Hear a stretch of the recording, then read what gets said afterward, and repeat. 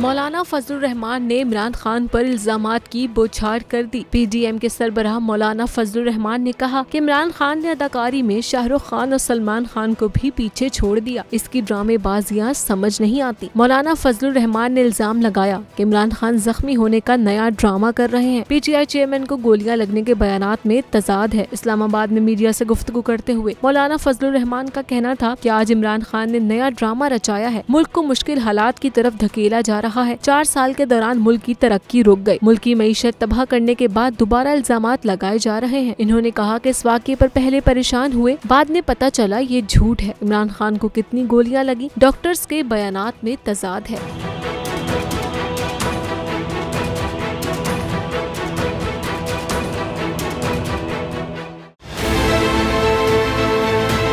अच्छी कवरेज की है। ये मार्च की तो जबरदस्त कवरेज थी, बॉल की प्रॉब्लम सबसे बेस्ट थी। सबसे ज्यादा रील्स और सबसे ज्यादा रेटिंग के साथ बोल रहा नंबर 1। सब्सक्राइब करें और बेल दबाएं ताकि कोई खबर रह न जाए।